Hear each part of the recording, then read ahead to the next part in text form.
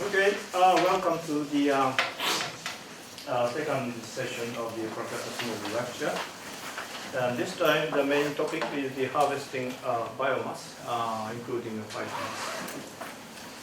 And just in case it is your first time to join this Professor Smil's lecture, he is a very well-known scientist across many disciplines and have written many books, influential books. And if you want to know more details about his publication, you could just simply visit his website, just Vaclav Smil. That's it. You will be on the website of his publication, the books, and the other things. Yeah, there is about like maybe 100 PDF papers there. Right? Yeah. You could spend several months reading all that PDF junk there. Since 1997 something like this paper, so there's lots of papers about energy, environment, China, Japan, also. So you can read about Japanese food there and about Japanese energy and about world stuff. And there's lots of stuff there. Right? Yeah. All pretty depressing actually, but that's another story. Okay, my name is Kazuhiko Kobayashi, a professor here. And I've been communicating with Professor Smil for several years, and going to publish a book on Japanese dietary tradition this year. Later this year, before Christmas, it will be out definitely before Christmas. So. Okay, thank you.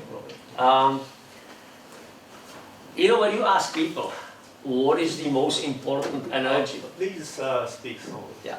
When you ask people, what is the most important energy conversion on this earth?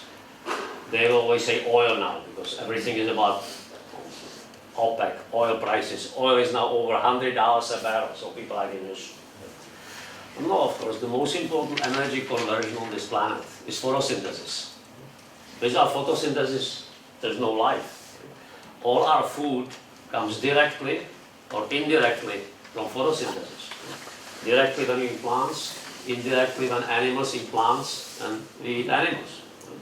So, and the area where the photosynthesis goes on is what we call the biosphere, the sphere of life.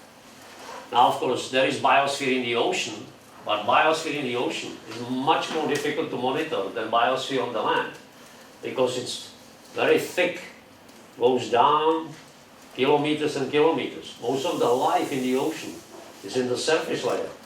But quite a bit of it is all the way down the bottom. It never stops. As the phytoplankton and algae die, they sink to the bottom. And so there is lots of food, even at the very bottom of the ocean, 5, 10 kilometers. So you find life right at the very bottom. There is no light there, there is no photosynthesis, but there is plenty of light because that what we call the rain of dead biomass is just going down. So this picture, of course, doesn't show that, because like I said, it's much more difficult to study. This is a composite satellite image showing you the extent of the biosphere, in this case, in late winter. See, this is where I live. This is Lake Winnipeg, right? And I live right there. You can see that snow patch there, right? So still, normal winter, by the end of March, we still have snow. But most of the places, of course, have no snow, right? And this is where you are, right? So there is little snow in Hokkaido there still, right? So with satellites now, we can beautifully monitor the breadth of the biosphere as it's breathing, right? In winter, it diminishes. Lots of snow in the northern areas, right? Not on the southern hemisphere. There is always some snow in the Andes, right? And there is, but you see, this actually simply shows the lack of vegetation, right? This is not a snow thing, right? This is snow, right? But this is simply lack of vegetation. This as well along the coast. This is one of the driest places on the planet, northern Chile. Many of these places in Atacama, it hasn't rained for 100 years. Right? So this just shows the absence of vegetation, while this is always the northern snow area. Right? With satellites now, we do this basically on a daily basis, and now we aggregate it on a weekly basis. So you can see every week basically how much the biosphere grows and then how it diminishes. Now, as a result of it, the concentration of carbon dioxide in the atmosphere constantly changes, right? Because the plants take it in, and then of course they respire and breathe it out. So, there's a logical question to ask, and you should answer it just like that. If you are a life scientist or biologist, you should know instantly. When is the lowest concentration of CO2 in the atmosphere? What months of the year? And what part of the months of the year? When the CO2 concentration in the atmosphere is the lowest. You should have the answer right away. In March or April? Totally wrong. Why in September? Because most of the vegetation on the planet is in the northern hemisphere, right? So June, July, August, September is the months of life in the northern hemisphere when things grow, right?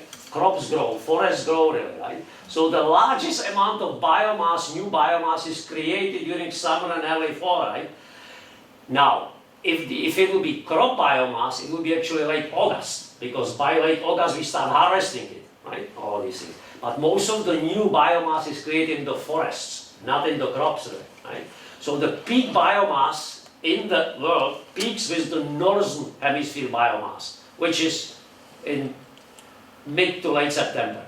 Then trees start shedding leaves, right? The coniferous trees not stop but very much reduce their photosynthesis, right?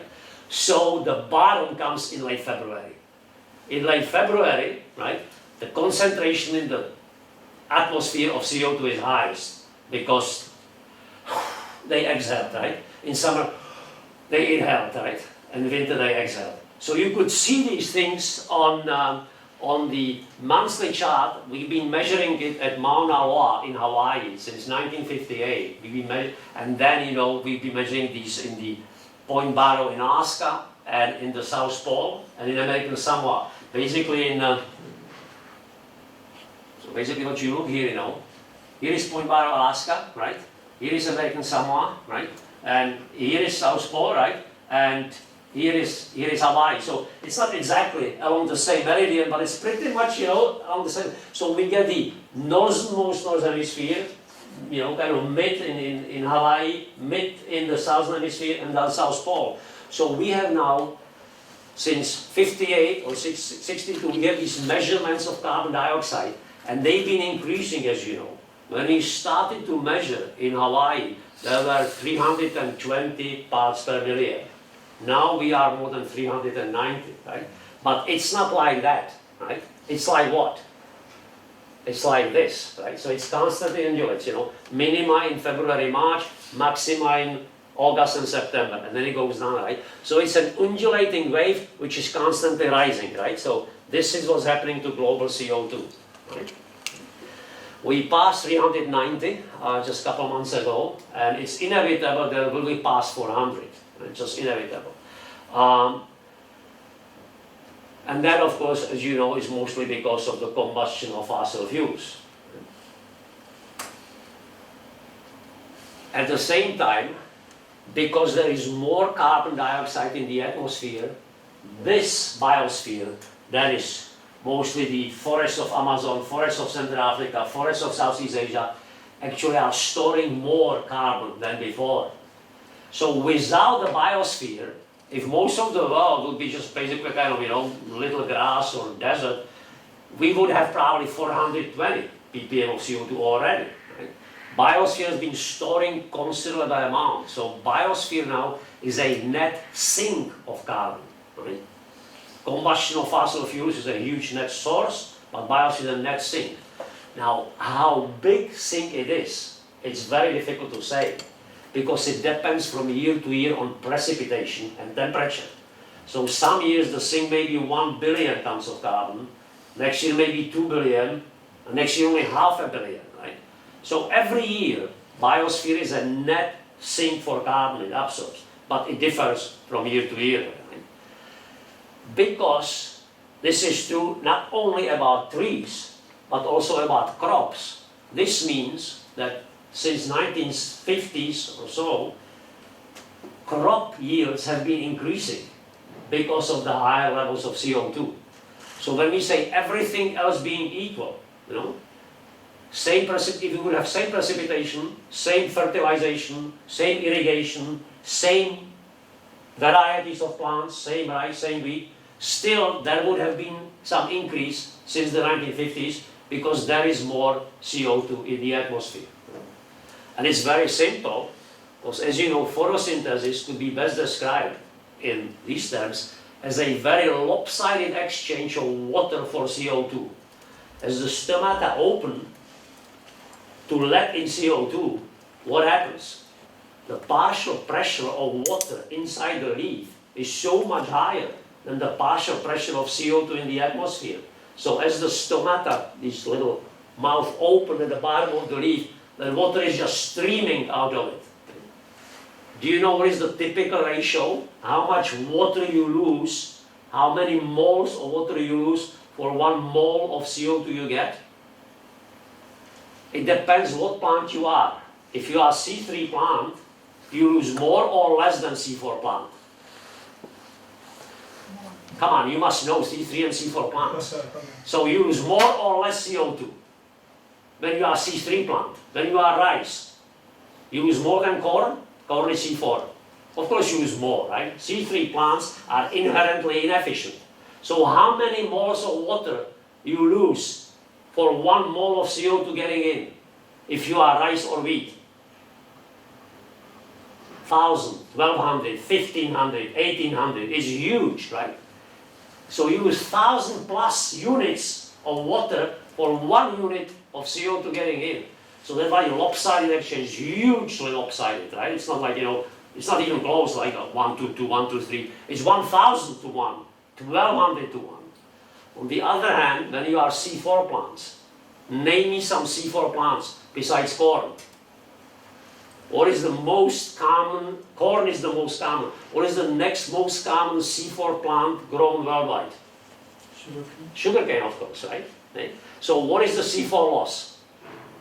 About 500, 600, 400. That is very good, right? You know, this is like 1/2, 1/3, 1/4. So that's very good, right? This is why, of course, we grow so much corn. Right? We grow it to feed mostly animals, but we grow it rather than wheat because it has a huge efficiency because it doesn't lose so much water. It doesn't need so much irrigation. So biosphere constantly changes because we are burning fossil fuels, increasing CO2 level, and biosphere responds to it, storing more wood and increasing the yields of crops. Right? So that's a good thing. That's a good thing to have. But if you ask people, this is one of the most common misconceptions. You ask people, why do we have higher yields today than we had in the past, right? So people always say, oh, we have these new plants, new varieties of plants. We bred these plants. These are genetically engineered plants. Or we fertilize more. Or we irrigate more. All of these things are true. But they are not the most important, right? The most important thing is that we've shifted through breeding the harvest index. Harvest index is that part of the plant which we want to harvest and eat or use or whatever, right? You have roots, you have stalks, you have leaves, and you have what you harvest. In case of grains, it's the grain, right? In case of roots, potatoes, it will be the tuber underground, right? So harvest index is the ratio of what we take to the total mass of the plant. Right? Traditional plant varieties, traditional cultivated varieties, had a harvest index less than 0.25.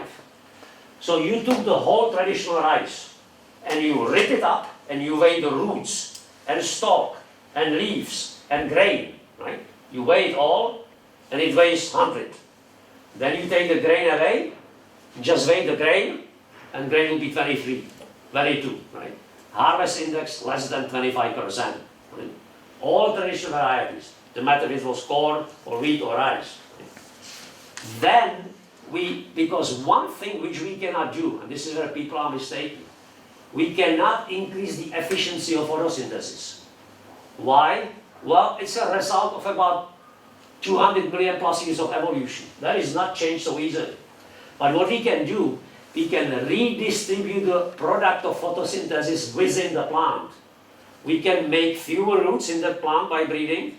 we can make fewer, we have to keep the stem, we cannot make, but we can make fewer leaves. This art is now so incredible that we've got it down to the minimum amount of leaves needed. Because you just cannot have a stalk, grain, and one leaf.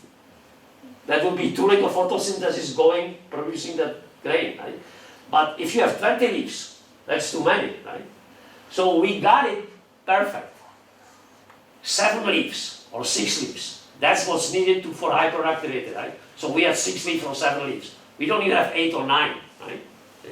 As a result, our harvest index in modern cultivars is about 0.4, 0.45, and the 4 best ones, it's even over more than half. So as a result, and I have some very interesting illustrations of this, how it was. This is from Patiner's painting, 1514. Here is the Madonna sitting with the little Jesus. It's called Rest on the Flight for Egypt. That's a biblical scene. And in the upper right corner of that picture, you can go on the internet and see the whole picture, right? In the upper right corner of the picture is this scene which has nothing to do with Egypt, which of course is because he was a Dutch painter. So this is how the landscape looked in Holland, in Netherlands, in the beginning of 16th century. And you see this man with these halberds, and you see this man with this sickle, and the wheat is this high, right? And that's exactly how it was, right? Because most of that mass of the wheat was in that stalk and in these leaves. And maybe 15% was in grain, right? Here we have another famous thing. This time this is an engraving of the famous writer Pieter Bruegel, and it's called Summer. And you can see this guy with a size, I think, and again, the wheat is to his height. Right? People are shorter. People are shorter, but still, it's still, even though people are shorter, it's still by about 1.5 meters, right? Yeah. 155 centimeters, right? Okay? And actually, as far as the Dutch goes, Dutch were not that shorter. They were shorter, but not why? Because they always had an access to plenty of milk. Okay? And even right now, Dutch are the tallest people in Europe. Okay? Tallest people by far, because they always had an access to milk and cheese. Okay? So, true, correct, they were not. Today, a typical Dutchman is about 180 centimeters, but here was at least 155, right? 160. So, anyway, so this is very impressive. So this is what we have done. It's the same plant, and the total biomass of the plant hasn't changed much at all. It's pretty much the same. But it's been redistributed, right?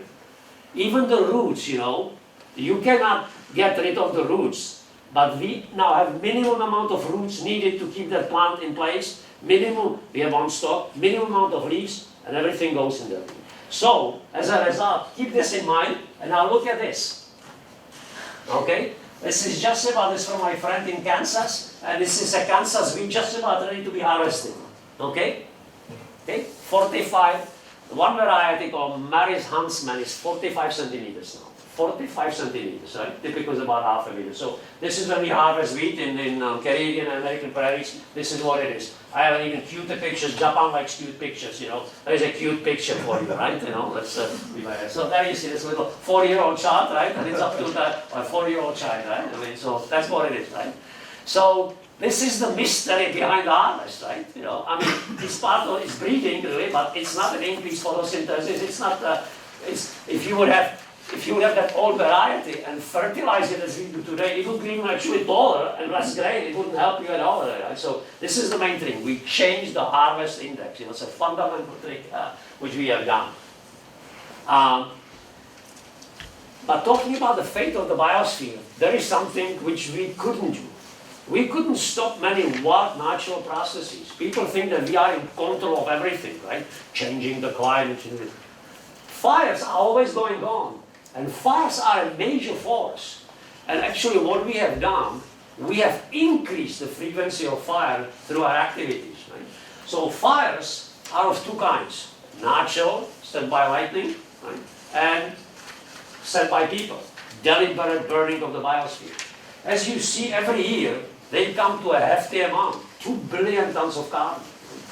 From the fossil fuels, we release every year something like 9 billion tons of carbon, okay? But this, some years, is as much as 2 billion tons of carbon, right? So this is a very significant amount. very significant amount.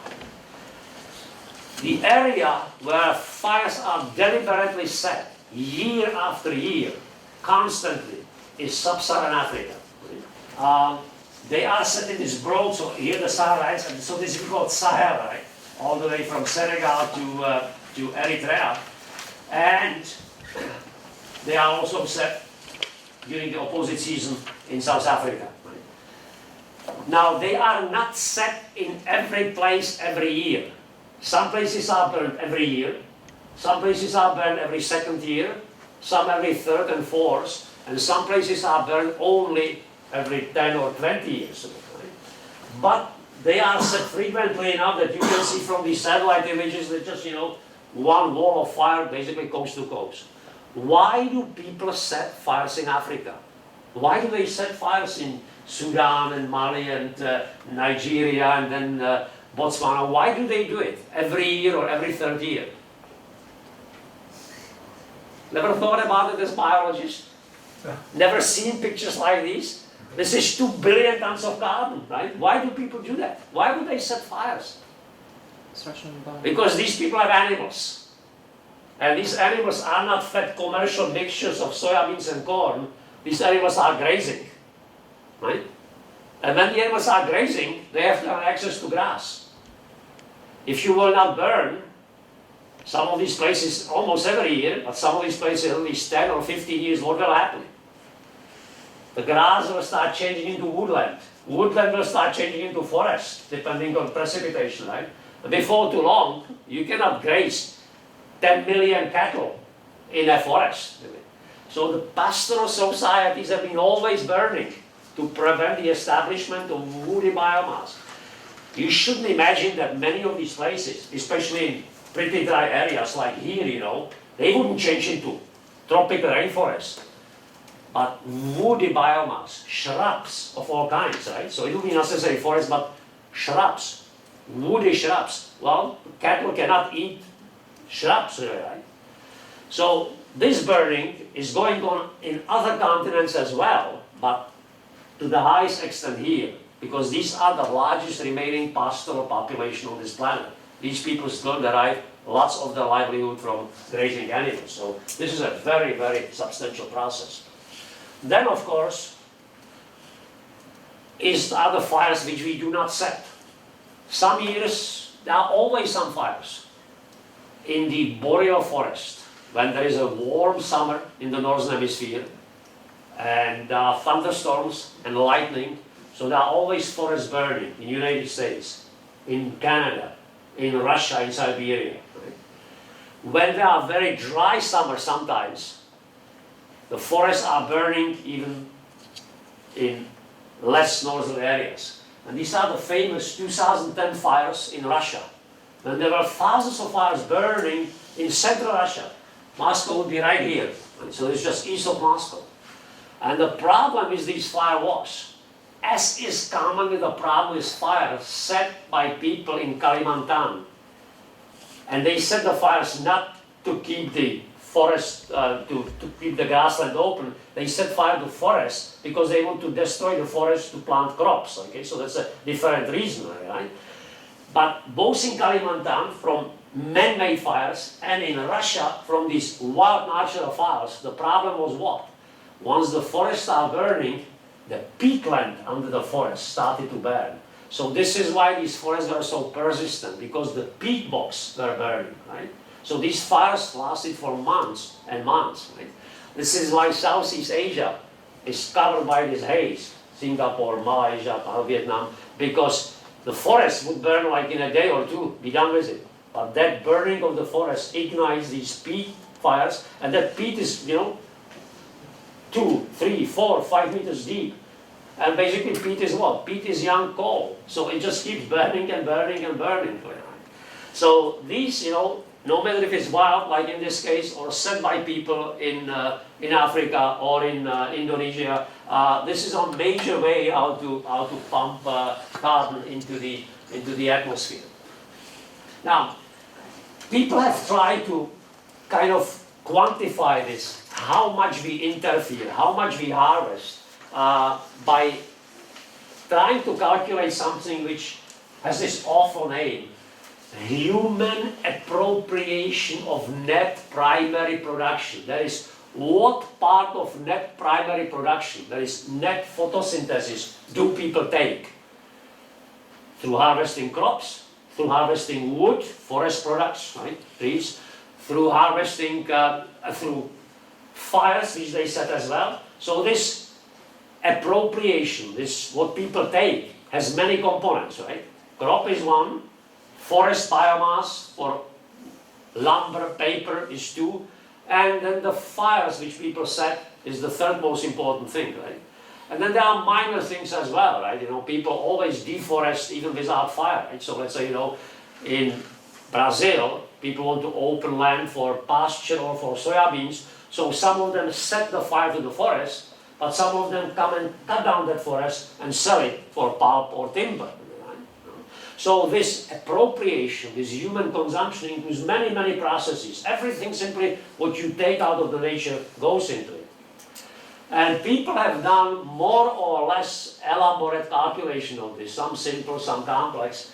And as you see, it's just not so very good. What they came up with is anywhere between 20 to about 30 to 33%. So between, you know, 1/5 or 1/3 of the total annual net photosynthetic production every year taken by people.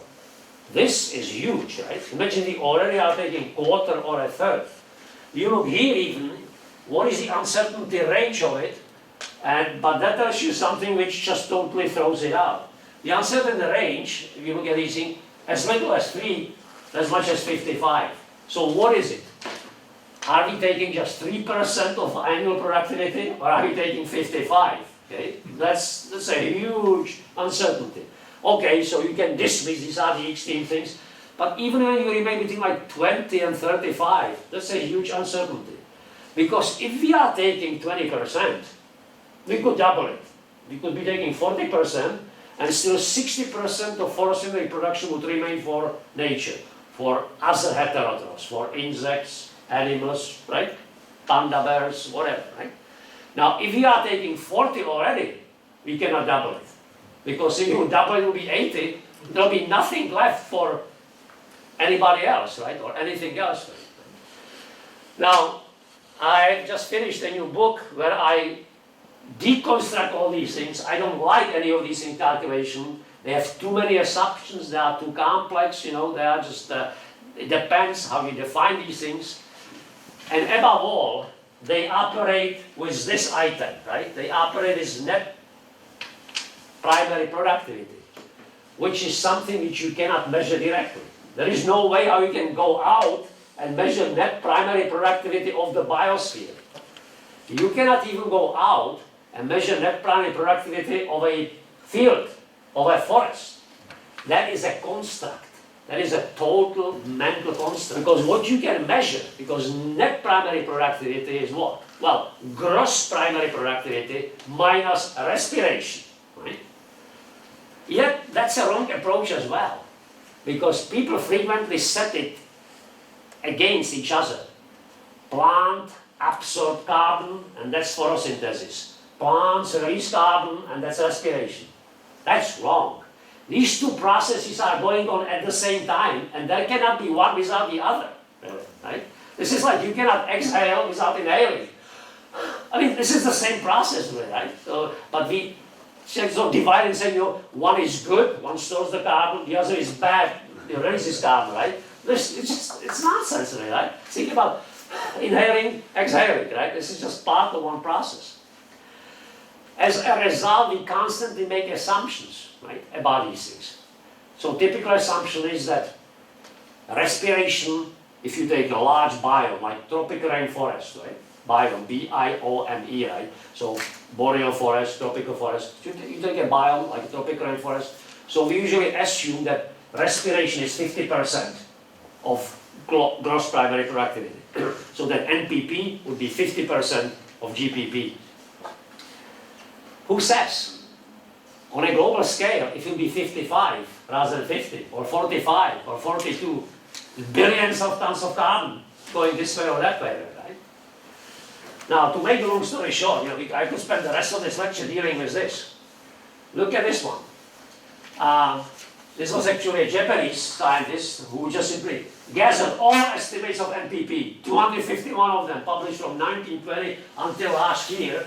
And this is called the meta-analysis. He took all these analyses and put them together, right? And he's now what? Sorry, that average GPP of all these 251 estimates was about 112 billion tons of carbon a year, right?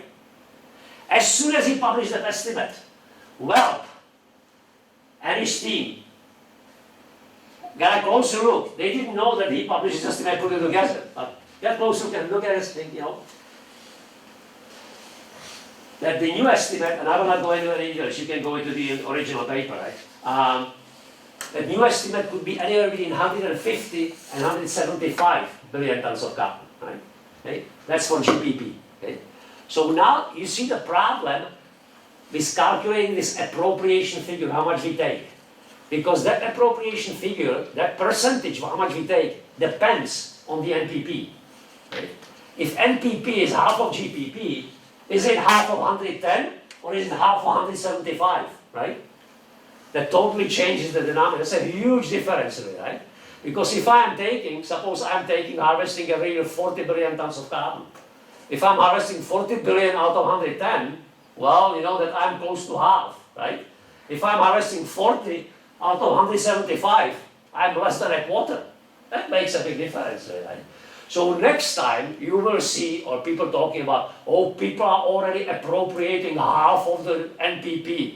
Who says? Maybe it's only fair, maybe it's quarter. Because even if you would have a perfect knowledge of how much we harvest, how much crops, how much wood, how much forest fires, right?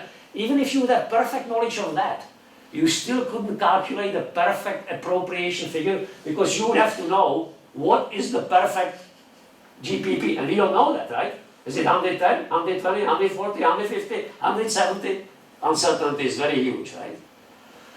But when all is said and done, right, you can just simply say, okay, in any case, we are certainly harvesting, and harvesting includes also forest fires, like, this not...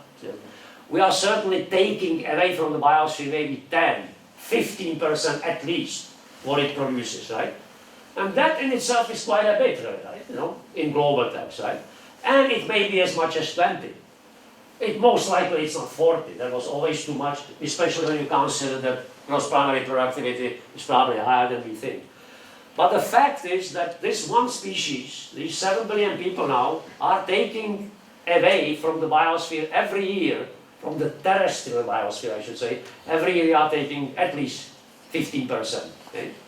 Maybe 20, right? So the interference is absolutely massive, and of course it's only increasing because people will harvest more forest and people will harvest more crops in the next 50 years. Where our impact has been actually greater to satisfy our animal part here is not in harvesting the phytomass, the plant mass. That was big, and in some places we just simply destroy all of it, total deforestation, right? But because we have done that, we have done even a greater damage to animals which directly depended on that biomass. And especially to what we call the megafauna, the giant animals, right?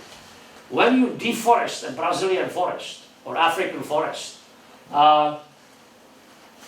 you surely will change soil bacteria because soil will be open to more solar radiation, will be drier, right? Will not be covered by so much organic matter, but you will not eliminate soil bacteria. There will be, kilograms and kilograms of left for every hectare. I should say, rather hundreds of kilograms.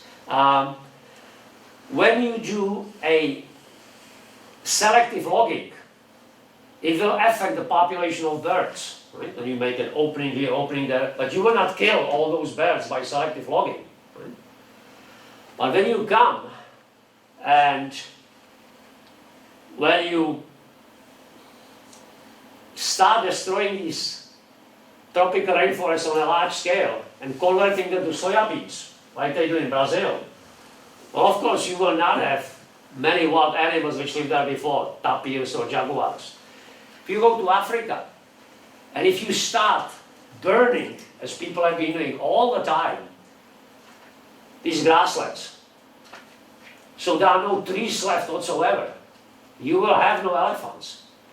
Elephants are the animals which need classical savanna type, you know. Here a bush, here a vegetation, here a tree. Just plain grassland is not good enough.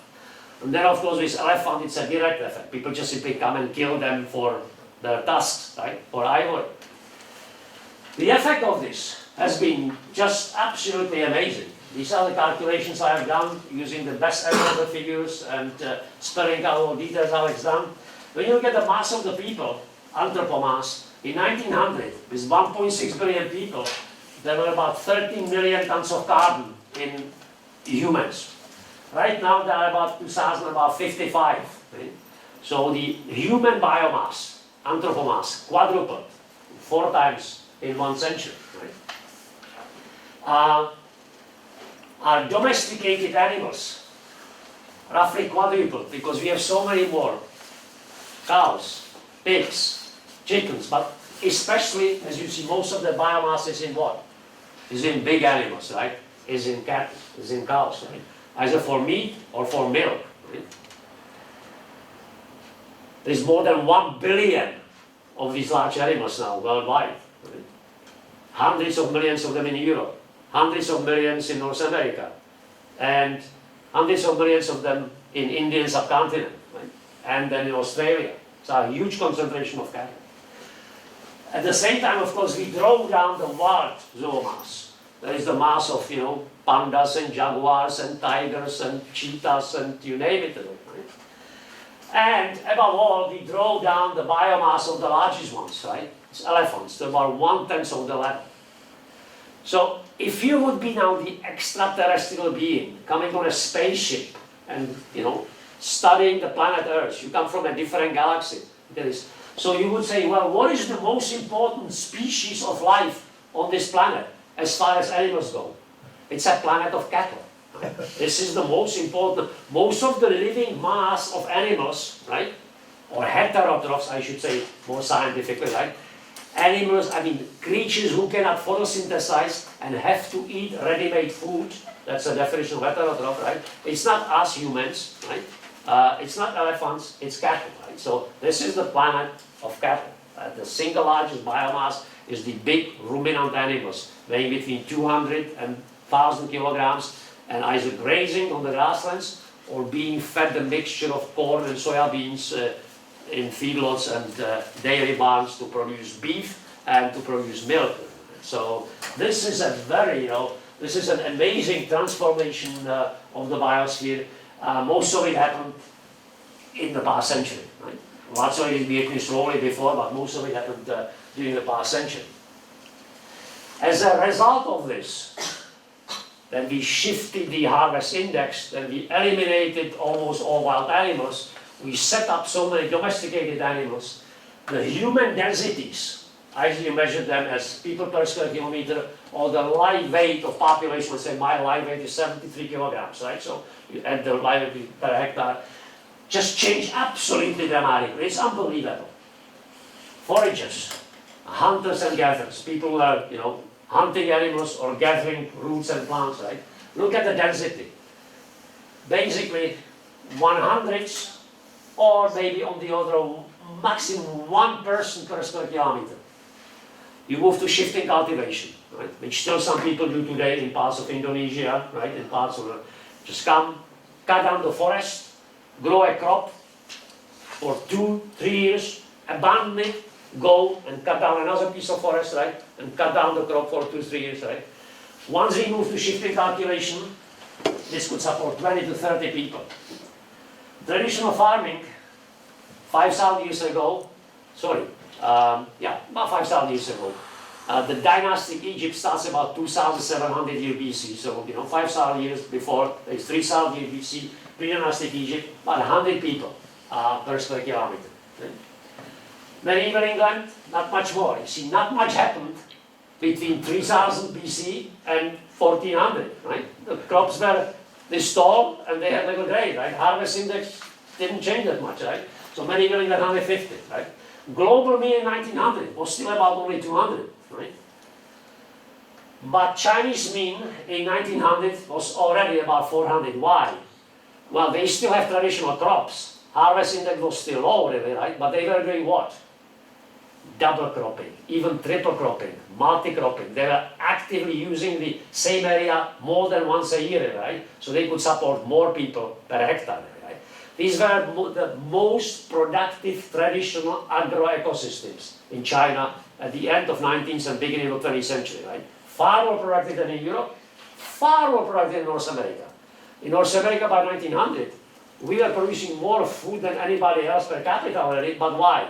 Huge areas and with low yield. And this is true to this very day. Right? Where I come from in Manitoba, we produce the world's best hard wheat, but our yield is about 2.5 tons per hectare. Soft wheat in Netherlands is 10 tons per hectare. Right?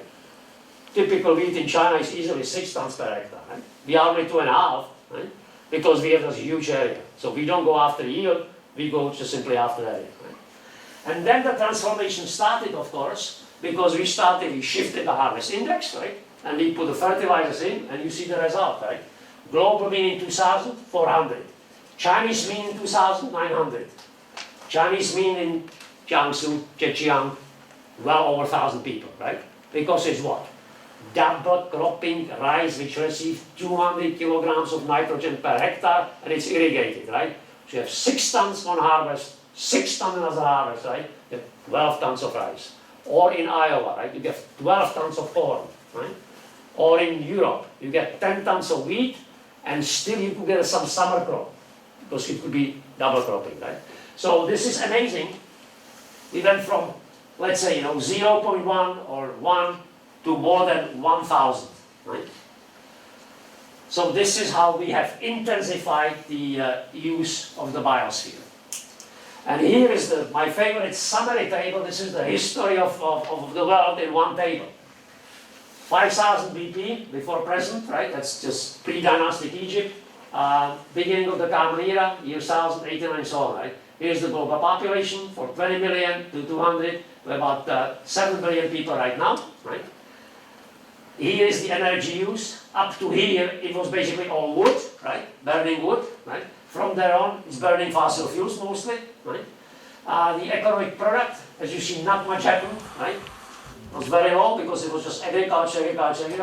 The huge jump, starting with industrialization, right? Doubling and then more than quintupling.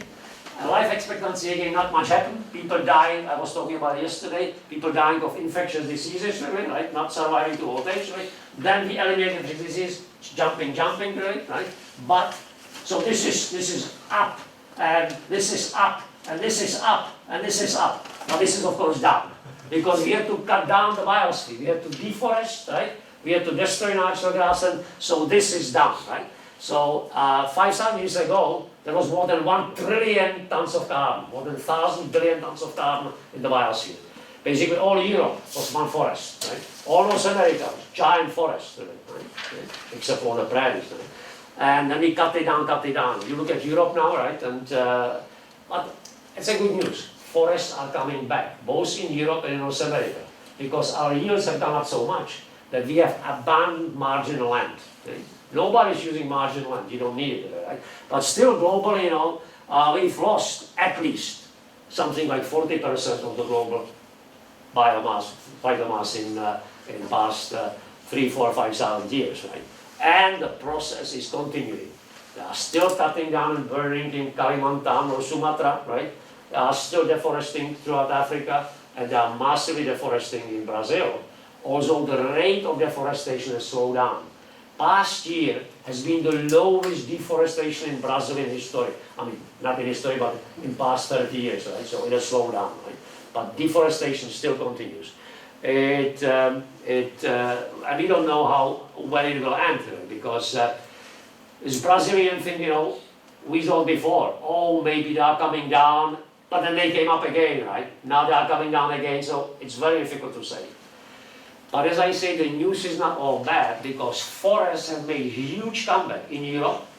In every European country, there is more biomass now than it was in 1800. or 1900, and forests have made a huge comeback in North America. Massachusetts is a perfect example. It was the first state settled at the beginning of 17th century by European settlers. And it was all forest. By 1850, 20% of it was forest. It's just totally cut down, for charcoal and for agriculture. Now it's back to 75% forest. Right? Now, of course, this is a secondary or tertiary growth. This is not a, but it doesn't matter. Here again, we make a categorical mistake, like, inhaling, exhaling is one part. What do you call the primeval natural forest? There is no such thing. Right? Especially many places around the world where these forests are subject to massive natural forces. Harvard University, which doesn't have a faculty of agriculture, but has a faculty of forestry, actually, right? So there's this, near Petersham in Massachusetts, it's what's called Harvard Forest. It belongs to the university, and they've been studying that forest very intensively for more than 100 years now. But it was only a couple of decades ago when they started to dig deep down, right? We were just looking at the trees before, and they discovered these trees, looking at the roots and soil layers, they discovered that trees were frequently uprooted. And, and lower, so another sequence of uprooted trees, and another one. Why? Well, this is the area of the world where every summer there are massive hurricanes, right? And they travel, they warn offshore Africa, travel to our Caribbean, and then they turn northeastward, and they can just totally go in the ocean, or they can hit Florida, right? Or they can hit Texas, right? Or they can turn upward, and the main force can hit New York or Massachusetts.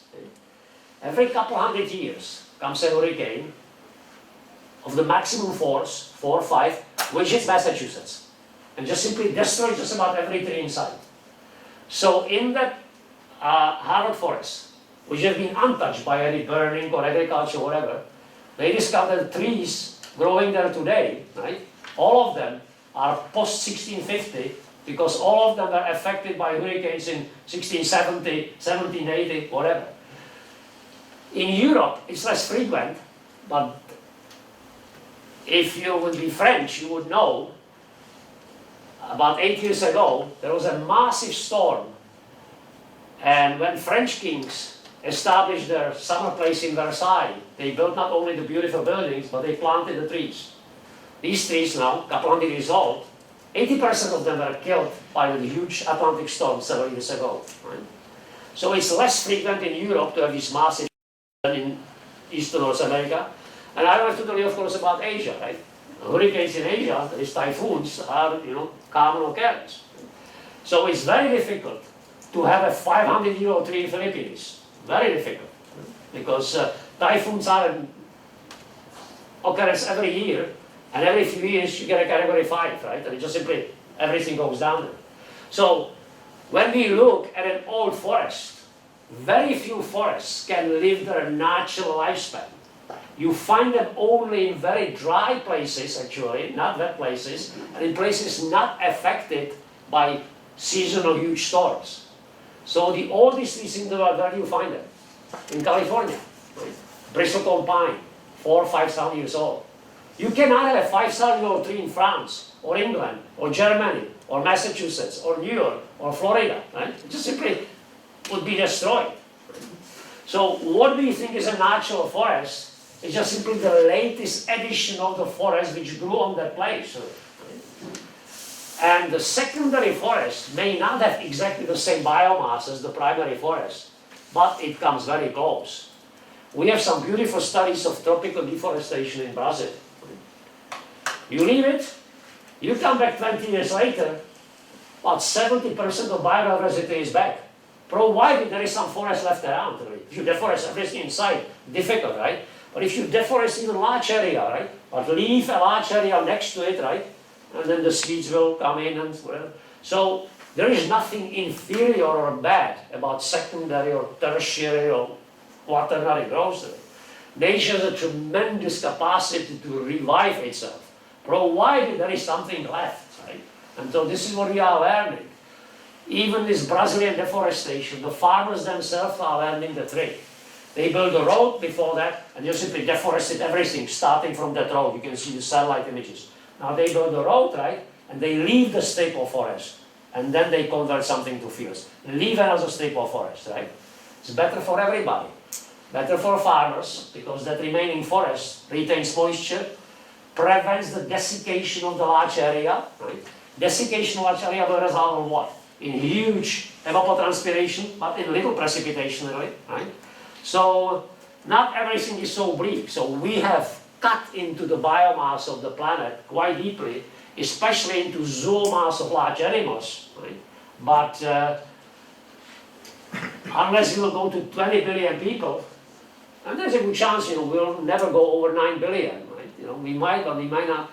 So we can stabilize the human population eventually, and unless everybody will want to eat 100 kilograms of steaks, that's a different story then, So if the people will stabilize at 8 billion people, if we will eat a, diet with some meat, but not too much meat really, it could be okay, right? We could coexist with the remaining biosphere, right?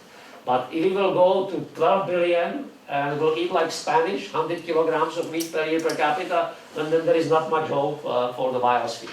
So as always in human affairs, the future will be dependent on what we will do from now on. It's not set in stone, right? It's not going to be rosy, not going to be black. It depends on what we will do from now on.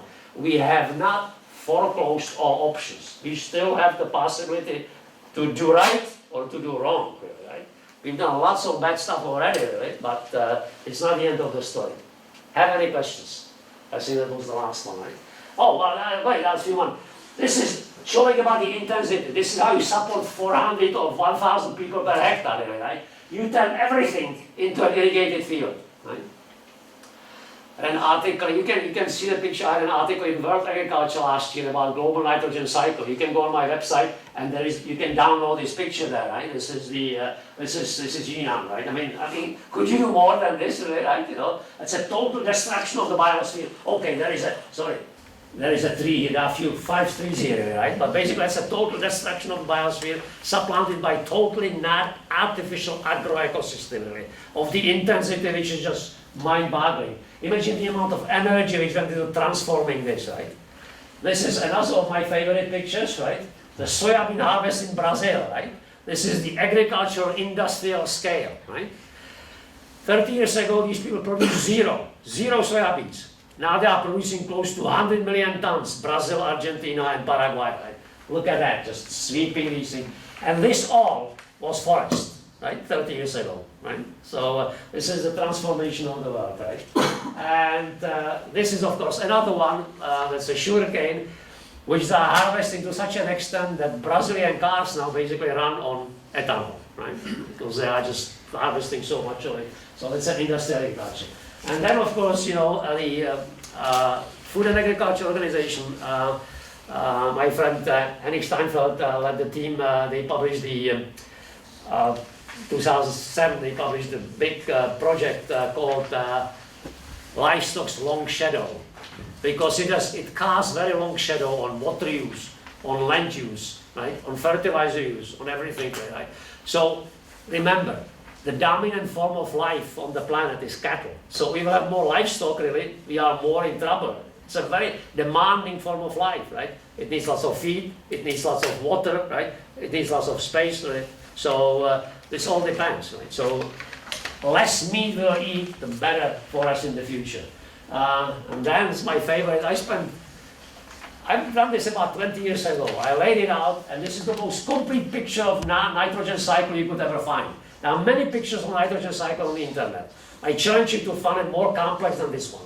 Okay? This is my pride baby. This is the most complex outline of nitrogen cycle.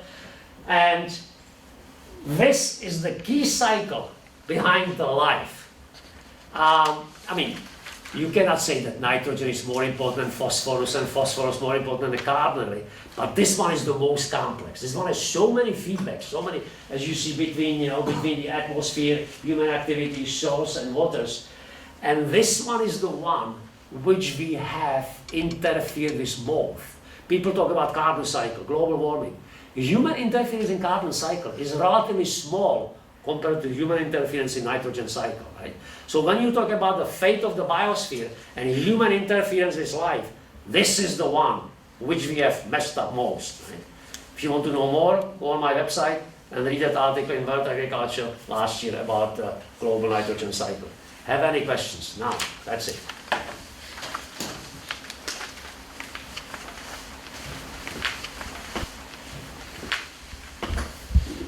About elephants, about pandas, about rice, about whatever, about anything.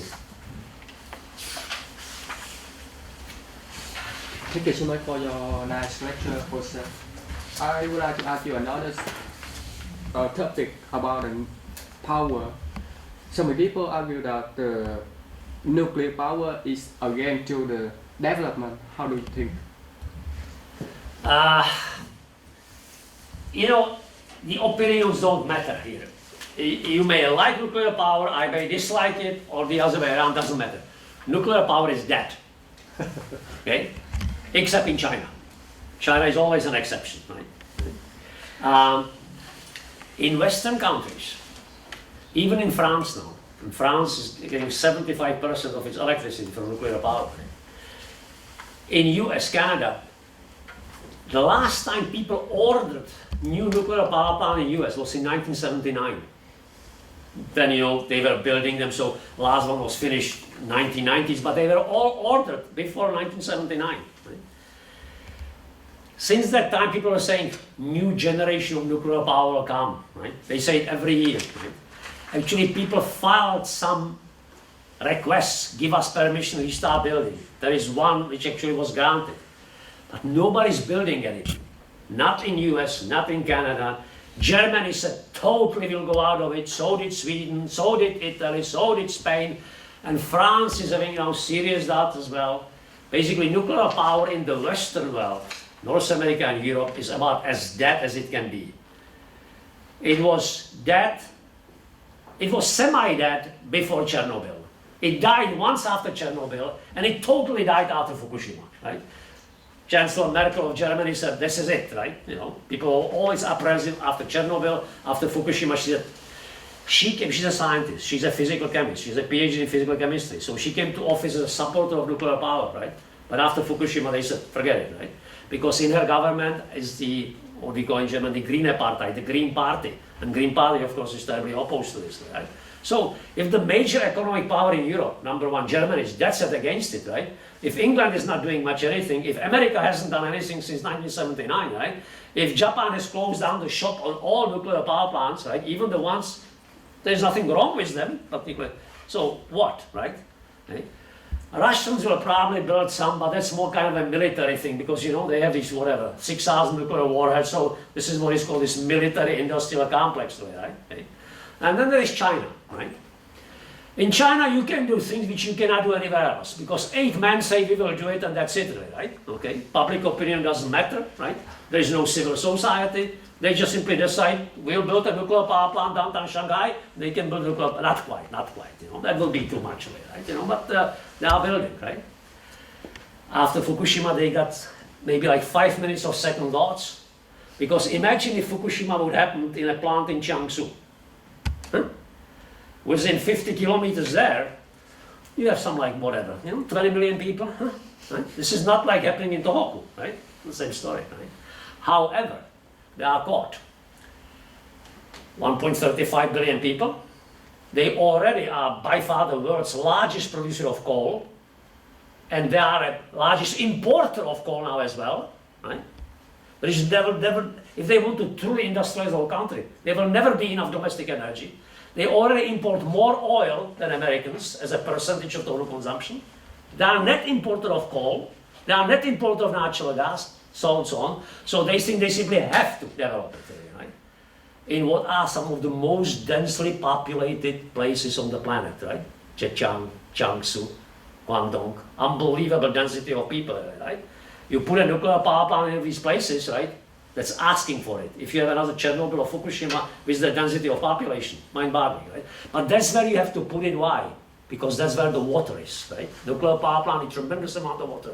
You cannot put a nuclear power plant in northern Gansu, right? Okay? So we'll see how far it goes. So far, every Chinese plan for nuclear power, the one in 1980, the one in 1990, one in 2000, was too big. It was just like that many plants. In reality, they'll build that many, right? So I think that will continue, right? In 1980, they said by 2000 we'll have like 50 of them. And they got like 3 of them instead, right? You know, so there are plans, whatever they are, for 2030, 2040. They will not come to pass. They will not build 60 of them or whatever, you know. But they are the only ones who are building. Right now, I think they are building 6 of them, right? The question then is very strange one, really, right? Will the nuclear power be limited to only one country? No. There is another country which will build, and that's India, for similar reasons, right? They never can have enough domestic energy, given 1.1 billion people now, and they will surpass Chinese population by 2035, 2040, right? So basically it will be down to China and India, right? But the rest of the world has washed its hands of nuclear power, as simple as it is. Okay? And I don't see it coming back. This US thing, which I know very, very closely, it's unbelievable, you know. People are saying in 85, by 1990. 1990 they were saying by 2000 for sure, right? It's just always like, it's one of these things, like, you know, just always receding, right? You come closer, oh, it's there. You come even closer, oh, it's down there, really, right? You know, so, and the effect of Fukushima has been nothing short of radical, especially in Europe, right?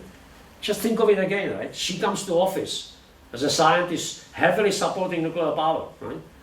Fukushima happens, and within 2 days, she said, no nuclear power ever in Germany, right?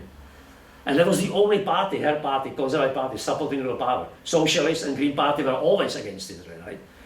And this is important, right? When #1 economic power in the world, US, says no, and #1 economic power in Europe says no, right? There is not much future for the global power, no, except China and India, right? To answer your question. What about Vietnam? Vietnam? Oh, I know nothing about Vietnam, and if Vietnamese want to build nuclear, you know, this is pretty much the same thing, you know. So they'll have to place it, right, you know, because there are 2 heavy centers, Vietnam, right, north and south. There is nothing in the middle, right, you know. So they'll have to place it in the area when something goes wrong. 50 million people will be affected, right? This is mind-boggling, really, right, you know. I mean, I wouldn't even dream in my wildest dream about putting nuclear power plant next to Saigon or Haiphong. I mean, this is just mind-boggling, really, right? You know, just because they have no choice, right? They cannot put it in the middle, right? You know, just, right? So this is one thing that, you know, France is densely populated, but France is not like Jiangsu or, you know, Mekong Delta. So in France there is lots of what is called the rural France. You could put a power plant there, right? And the nearest town is, you know, so you know, you could look at a map and see how cleverly the French located nuclear power plants. Right? They put them, and France is a blessed country. The Atlantic is there, and the winds go from the west and bring all that rain. So France has plenty of water, big rivers. Right? So in France, you just find a place which is far away from people, big river. France is easy location, right? And China is very limited. All the water is in the eastern third of the country, right? There's no water in the 2/3 of the country. And you build them big nuclear power plants, you know, like 1 gigawatt, 2 gigawatts, 3 gigawatts. Oh, they suck that water for cooling like crazy, right? So it's very restricted in terms of location, right? So, and for Japan, you know, there was no choice because of the short. It was everything is seashore, everything is seawater, right? You know? But that's the same thing in China. You put it on the sea coast, again, there is no sea coast in East China without 10 million people within 50 kilometers away, right? So nuclear power is just simply, you know, and you know, as far as the cost goes, Chinese claim that they now make them, you know, basically like, you know, almost not free but very cheap, right? In an economy like that, you can make up your prices as you go. But let me tell you this, that no power plant in the Western world could work without subsidies, very heavy subsidies. This is not an economic proposition. It just simply makes sense because, you know, you think, I am more secure because I don't have to import that much. But in terms of economy, no nuclear power plant has ever made money in the Western world, right? Because, you see, let me explain this. They may make money on an annual basis, profit. However, what's there, most fundamental is this. You know how much it will cost the Fukushima recovery, the Japanese taxpayers, right? TEPCO cannot pay for it, right?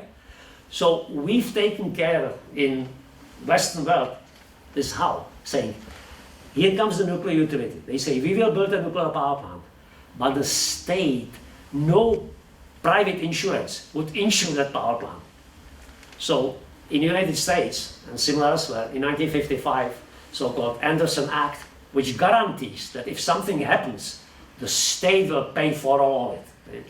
So how can you talk about nuclear power being economic, right, when if something happens to it, state will come in and will pay these billions and billions of dollars to deal with it. The same thing will happen in Japan, because you know Japanese government says we will basically nationalize TEPCO, right?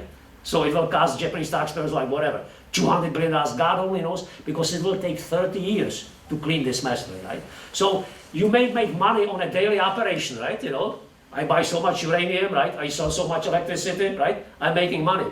But something goes wrong, and the state taxpayer will pay hundreds of billions of dollars, right? So in that sense, no nuclear power has been economical, because if something happened, and we've seen in Chernobyl and Fukushima that things can happen, then the state has to step in and pay billions and billions and billions, right? So don't believe anybody that tells you that nuclear power makes money, right? It doesn't, right? Because things can go wrong. It's an engineered system, and in an engineered system, people make the bad decision. Both Chernobyl and Fukushima were actually largely the man-made accidents, right? I mean, Chernobyl totally, because these people at 2 a.m. they were just simply, toying with it, right? And Fukushima was a natural accident, which would have been bad, but was made worse by bad decisions made during first 24 or 48 hours, right? And this is bound to happen, right? So if Chinese will, by 2050, if Chinese will have 50 nuclear power plants, right, something's bound to happen, right, of some sort, right? And don't forget that Chinese can have earthquakes as fierce as anybody. The biggest earthquake in recent memory was the Tangshan in '76, which killed 300,000 people, right? So if you would have a nuclear power plant in Tianjin, right? So I have nothing against nuclear power, right? In proper places, far away from people, reasonable size, well engineered and well managed, fine. But most of the places don't fit all of these criteria, right? So I would advise people to stay away from it.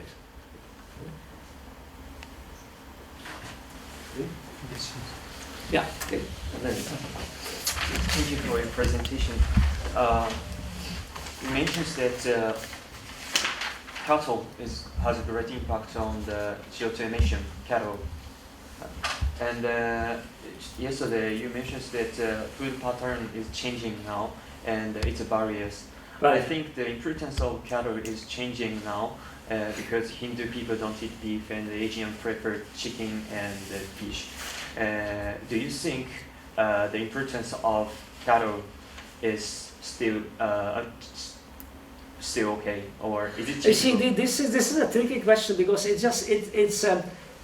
difficult to answer in the sense that, okay, yes, so let's say traditionally, but this country, so people will say, okay, Japanese prefer fish, but hey, beef is not an uncommon food in Japan. People like beef actually, right? You cannot say that, that Japanese, of course, so they eat more fish, and you can say definitely they prefer fish, but you cannot say that Japanese don't like beef, right? I mean, so, and the same in China really, right? I mean, there's McDonald's everywhere now, right? Yes. So, and then there are people who love their beef. Look what's happening in Brazil, right? Brazil before too long will have take a while, but they'll have more animals, more beef animals than the United States. I mean, it's bound to happen. They just love their beef. Argentina loves its beef. Colombia, a whole lot in America, they love. There's a whole continent. Australia, right? So it's not like most people. Of course, people will never eat beef in India, right? That's fine, really. But that still leaves another 6 billion people out there who will eat it, right? And there are problems, of course, chicken is most efficient, right? Of course, that's it, But you look at pork, and pork is not such a great story, really, because pork is it is more efficient in terms of feed than beef, But it's demanding as well, and it's creating tremendous environmental problems. See, let's say it depends how do you do your beef, right? if I have a natural grassland, like in Australia, right? And there's lots of natural grassland in Brazil, right? You don't have to.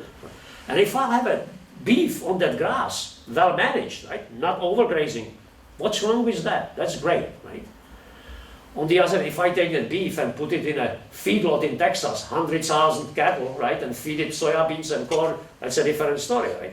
But if I'm just grazing my beef in a quote-unquote sustainable way in Brazil or in Australia, what's wrong with that?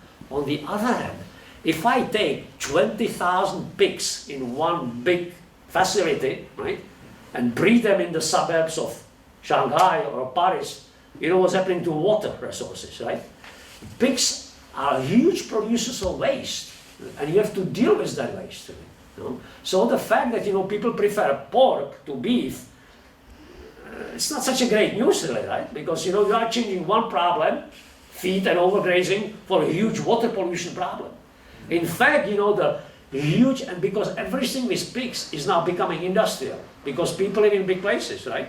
You know, Hanoi, Shanghai, whatever, Bangkok, and so you don't have a farmer with 2 or 3 pigs, right, killing them. You have, in the suburbs of these places, you have these piggeries. There is 50,000 pigs here, 30,000 pigs there, right?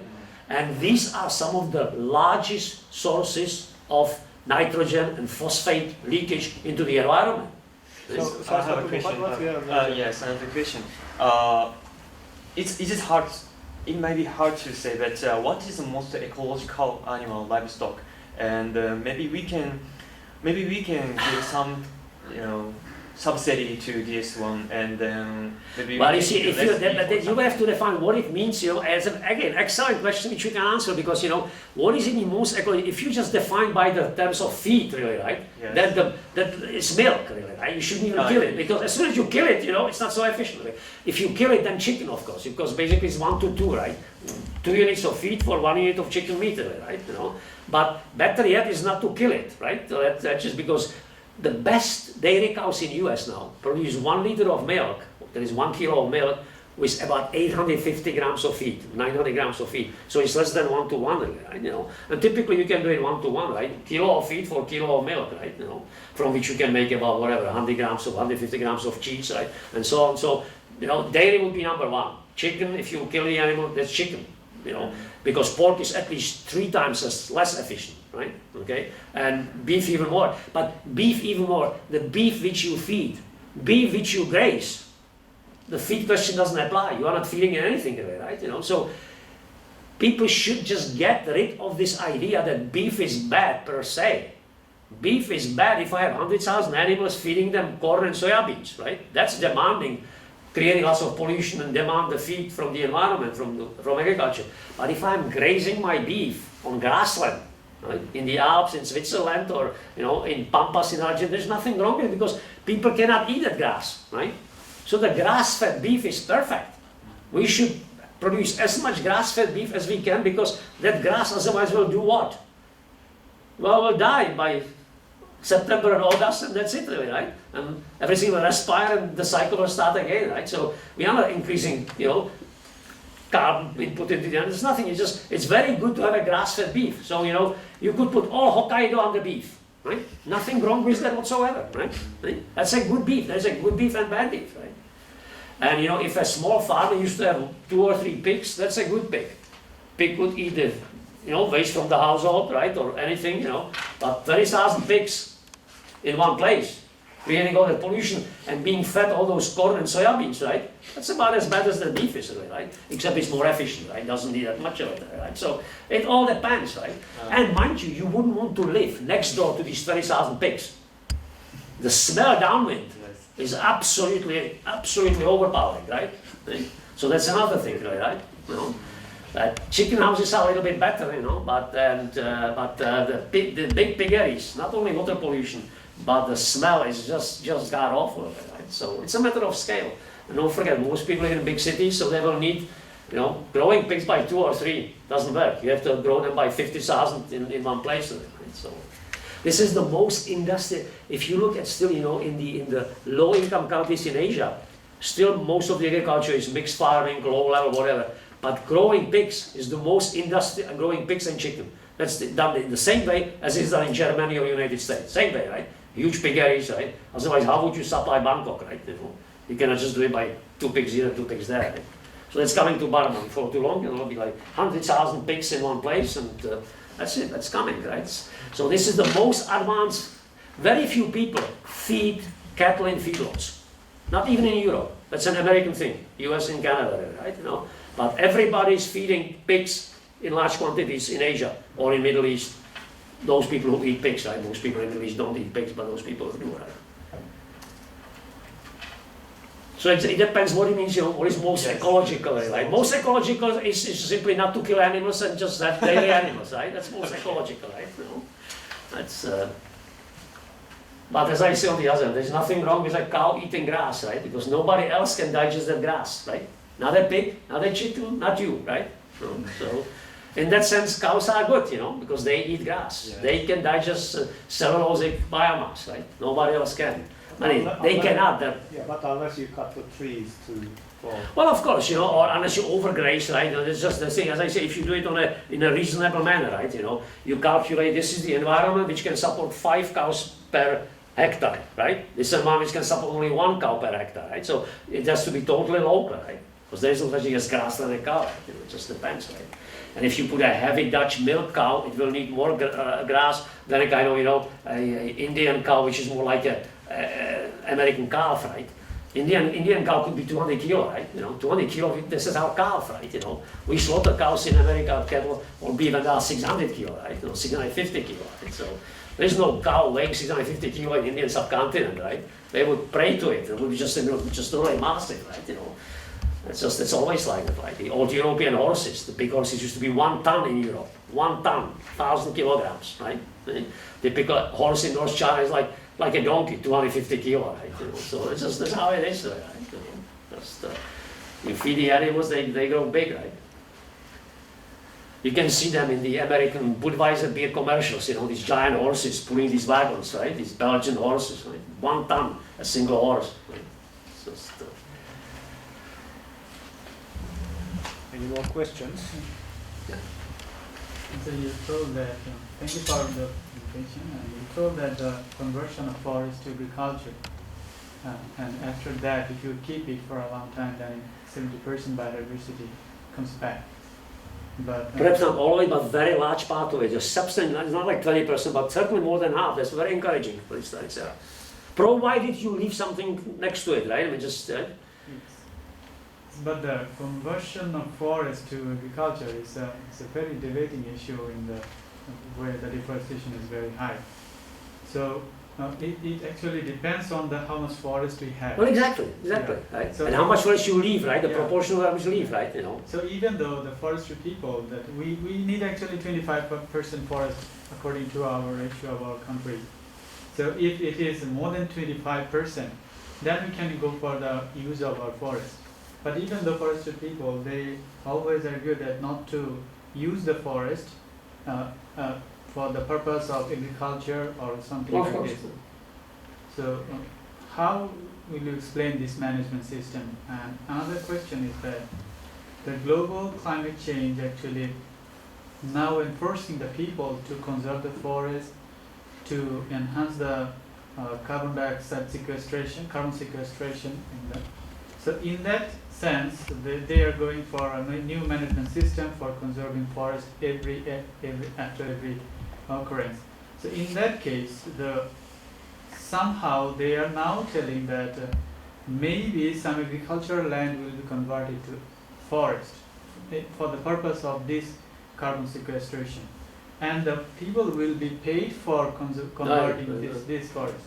The new technology, for instance, is REDD+ now going on. Yeah.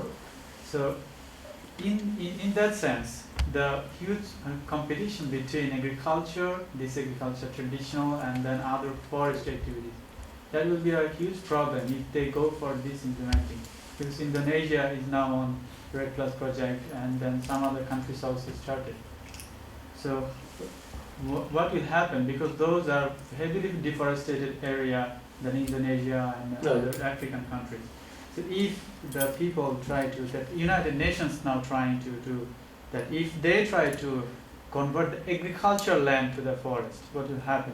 And they will get money for that, but the money is controversial. And another thing is that it's my opinion that we are calling the wildlife who live in the forest and take the food from the forest, destroying the forest, and then we treat them as a forest, wildlife. But on the other hand, we the human actually living on forest, and we the human also living on the agriculture. The most devastating destruction we actually doing to the nature. So how will you define that human, except not human like this, that we are worse than wildlife, or will be like wildlife in future, or something? Well, it's really complicated, but it's case by case, right? You know, what you are describing is not a problem for Russia, right? It's not a problem for Australia, right? You know, it's not a problem for Egypt, right? There's no forestry. So this is a problem for countries where there is a large population pressure and some forests still to be converted. Right? Things change over time, so it's not only place specific, country specific, but it's time specific. See, there was a time 50 years ago when people thought, oh, Brazil is so huge that, you know, one can never basically endanger Brazilian Amazon forest. It's just too much of it, right? Then 30 years ago, the annual deforestation reached such proportions that we said, oh, wow, you know, before too long there'll be no forest left, really, right? Then finally the message started to sink, but as I said, it was up and down and up and down. But now it's finally sinking because people see that. So it's very encouraging. I'm not saying this is a done deal, but probably, you know, we've seen the worst now of Brazilian deforestation. So there are lessons to be learned. People learn the lessons, right? They haven't learned the lesson yet in Indonesia, right? Indonesian management is just absolutely horrible, right? Absolutely horrible. 80%. I just thought that because, and what they converted to what? To stupid palm oil. Palm oil should be forbidden. You know, it's just this is the worst oil. Palm oil is good only for machinery, not for people. Right? It's a foodstuff not fit for people. Because it's cheap, so they put it into every baked goods, right? All these cracked, everything is palm oil because it's the cheapest. It's a motor oil basically, you know. It's just a horrible oil, right? So to cut down the forests of Kalimantan or Sumatra for palm oil is a crime of the highest magnitude, right? There's no doubt about it, right? You don't even get any food out of it, right? The locals don't get any food out of it. It goes, you know, to multinationals to, you know, to bake stuff with it, right? It's just crazy thing, right? Now, of course, you know, you have the old issues, right? You know, corruption, no policing, no enforcement, whatever. You know, so Brazil finally, you know, but Brazil now is relatively rich. Brazil is a place which is making jet fighters and jet planes, right? You know, Embraer planes, you know, airlines around the world are flying Embraer planes. Brazil is a place which is, you know, well, it's still not like France or US, but boy, you know, it has risen in the past 20 years. So finally they have police. These people have helicopters, you know, they patrol the forest, and, you know, there's some enforcement. They actually catch, you know, illegal loggers and everything. And so it's got to get to that stage, right? Now, to get to that stage, it's much more difficult in countries which are inherently corrupt, where everything is corrupt, right? It's very difficult, because you could have your helicopters and whatever, you can pay them off anyway, right? Who cares? There's a problem in Africa, right? I just was talking to this, well, I mean, there's a Camerooni guy, and it's just unbelievable. I said, you know, we were talking about it, he said, because Chinese are coming, you know. Chinese are destroying Africa wholesale, everything, you know, copper, forest, everything. In every country, they're operating on a massive scale, right? And I said, you know, so how are they mowing down these forests? And he said, actually, we are the exception. They are just simply taking over the Gabonian forests and Congo forests. But he said, in our case, this was already done by French in 1990s. Right? They just came in and they done it already. So there is very little left for Chinese, you know.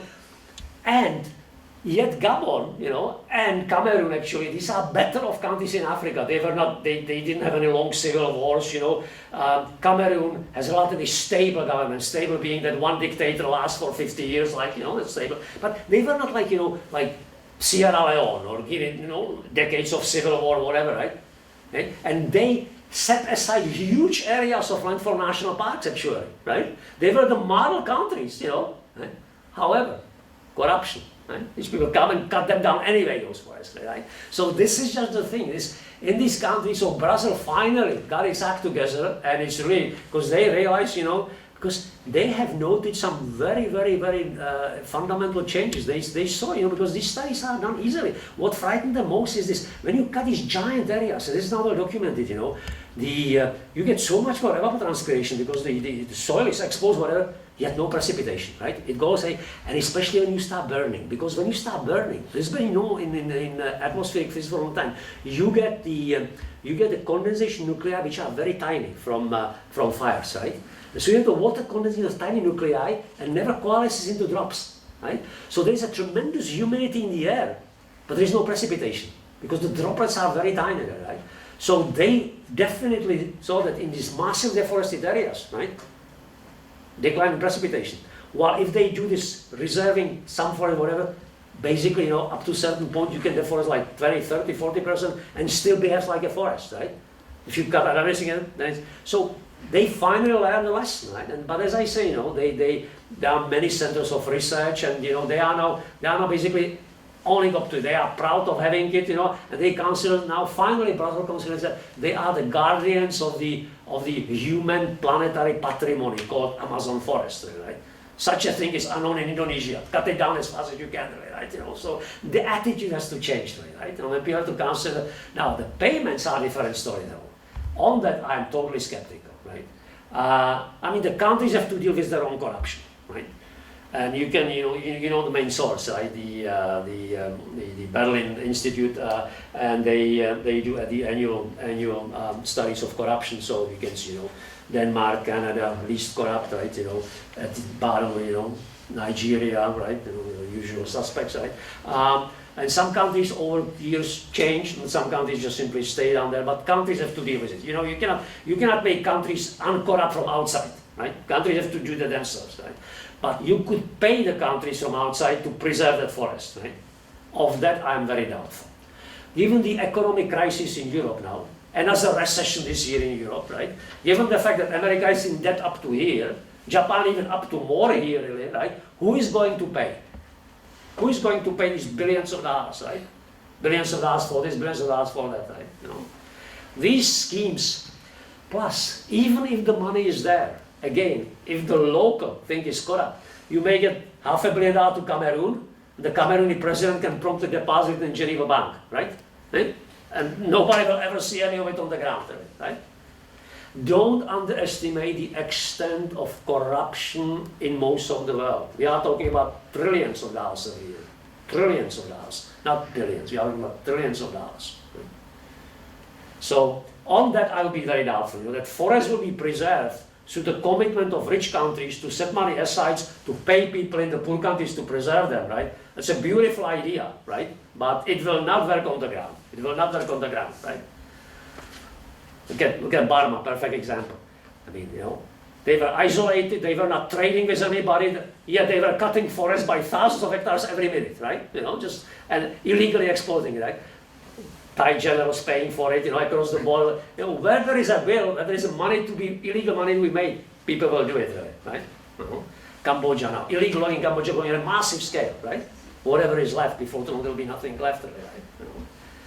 Because don't forget there are many people, you go to these people, what do people want, all these billionaires in the Middle East, they want to have solid, thick furniture, right? Yeah. Right? Solid, thick furniture takes us over all these rich, all these Chinese billionaires, right? In Indonesia, in Thailand, what do they want to have, right? Every room with thick wainscoting, everything, like, see that, People love precious goods, right? And they'll become, when every log, you know it very well, right? A single log could be worth $35,000, right? Yeah. So if single log is worth $35,000, you don't give a damn about any loss or whatever. You'll take a gun, you shoot somebody who's standing on that road controlling you, you'll export that log. I mean, that's it, right? So I would liken it to ivory, right? If a single tusk is worth, $500 in a country where annual income is $50, right? Of course they kill that elephant, right? Talking about Cameroon, in northern Cameroon, just 3 days ago, they killed 350 of them. The armed gang from Sudan came to the national park in northern Cameroon and killed 350 elephants. Right? So that's what it is, right? There's no policing, there is no enforcement inside the national park, right? So as I say, you could set aside, you could say, this is a national park, no logging, right? 2 days later they will load half of it and take it over the border, right?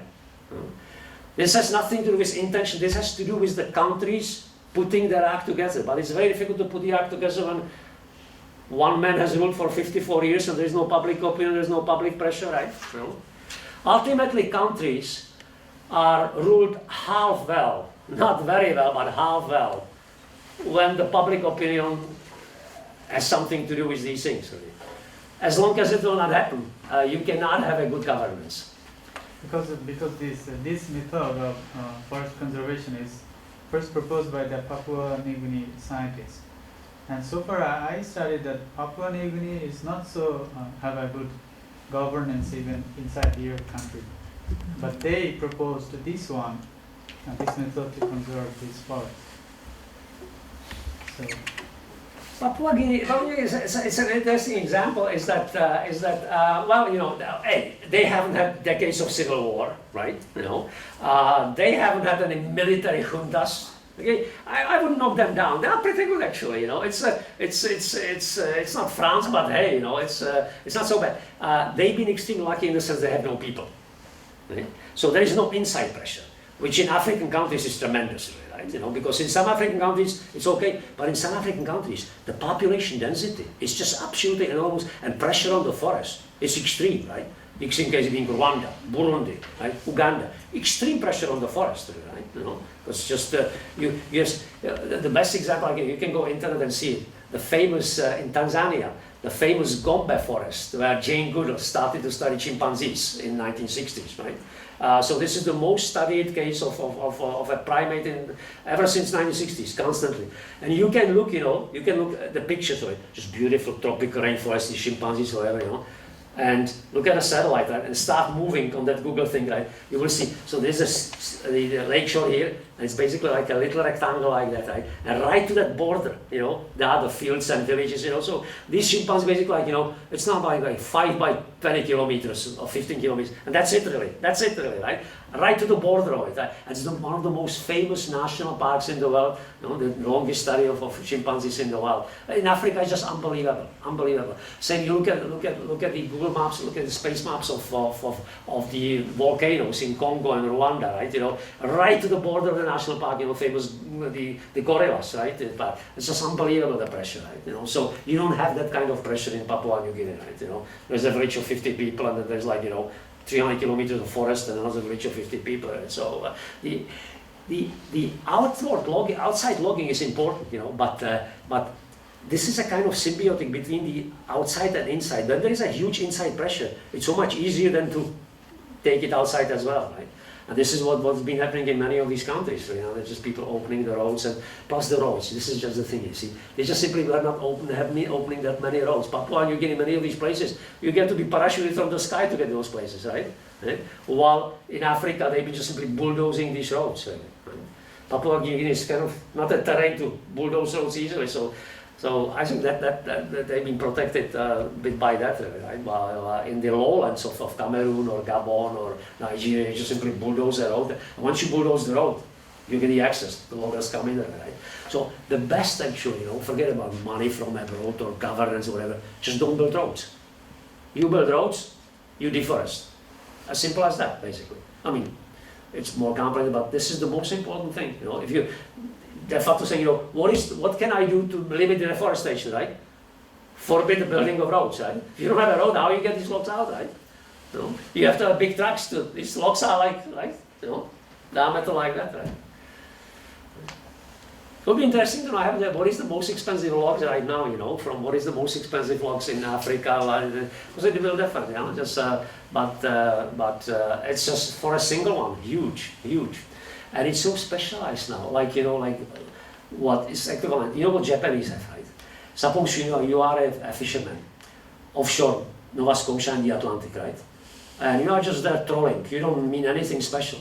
But it happens, you know, once in several months, you know, that a big tuna comes and you catch it. You didn't intend to catch it, it happens, right? Don't worry. They have agents everywhere. They have agents in Halifax, they have agents in Vancouver, they have agents in South Africa, they have agents in Sicily, they have agents all around the world within reach, right? So you bring that tuna into Halifax, right? Within 2 hours, it's on a freezer truck to New York, right? It's in New York in 6 hours, and it's on the Japan Airlines flight to Tsukiji, right? So this is what some of these people have for these logs. Similar thing. Every single cell phone, they get saying, we got a log on the Burmese border. We can take you to Thailand, you know. Base diameter 2.5 meters, beautiful growth, right? You know, bingo, right? 6 weeks later, the log is somewhere in, you know, right? Cut into, right? It's a global lottery, so it's very difficult to police it because too much is at stake, really, right? Too much is at stake. Because one of these tunas, well, there was another record set, like last month, right? What was it? $500,000, something like that, right? See that? Fish like that, right? $450,000, right? You know? Mind you, the original guy who got that, right? He gets probably like $5,000, right? It's all these middlemen, right? Every Japanese fish, before it reaches the table in Japan, goes through about 6 middlemen, right? 7 or 5 or whatever it is, you know, bunch of them, right? So policing all these things, if people will make a decision, like they've made a decision a long time ago in Europe, right? Europe was terribly deforested in the Middle Ages, right? But a long time ago, it's starting in 18th century. People made a decision that forests are an amazing public good, to be not only protected but to be revered. You know, you ask every German, right? In Germany, forests are something like God's gift, really. The idea that, you know, they shouldn't be protected. Every school child grows up, this is it, right? Same in France, right? Same now in North America, right? Finally, right? So, and same is now fortunately happening in Brazil, that people think forest, this is great. We are the people of Amazon, nobody else. We have to take care of it. We have to protect it now, right? So it's not still universal in Brazil, but it's penetrating every year deeper and deeper, right? So as long as people are proud of their forests, they'll keep selling them off. As simple as that. But of course, if people are poor and don't have any choice but to cut it and grow something, that makes it even more difficult, right? But a large part of it, you know, just simply at least to manage it well, and they could be managed well. And all of my friends from New York have been doing these studies showing, of course, that what you do is the proper agriculture as the best protection of forests. Because if your yields are greater, and if you double crop or multi-crop in places which can, that will protect the forest elsewhere. Right? So he advocates this idea, Jesse Ausubel, as the best way to forest management is the good agriculture, because it will restrain the demand for more forest cutting. Right? But it's a long slog. Bottom line is a long slog, and it takes, you know, countries themselves must grow into that stage where they really appreciate their own forests, right? And when they say this is something which we have to protect for, forget about the world, at least for our sake, right? And that hasn't come in places like Indonesia, is yet to come, right? They make these speeches, right? And then they burn every year and cut every year, right? That's just sad, right? So. And then you have places like Philippines, right? They cut down everything basically. There's not much left to cut, right? Some of these places, you know, what can you do, right? You know, that's Cambodia, Philippines, that's largely already gone, right? How much is left in Indonesia? I don't know, because it's been disappearing so rapidly now that. So almost 20% left. How much? 80% deforested. That's what I mean. So there's not much left, right? You know, not much left. I don't know actually. It's terrible. I know the deforestation rate. It's 80% deforested. Okay. Yeah. And I got the prediction about that. They predicted up to the lowest level of deforestation rate, but they didn't predict what will be that after 50 years. Right. So I asked that scientist that what will happen, because destruction is going on.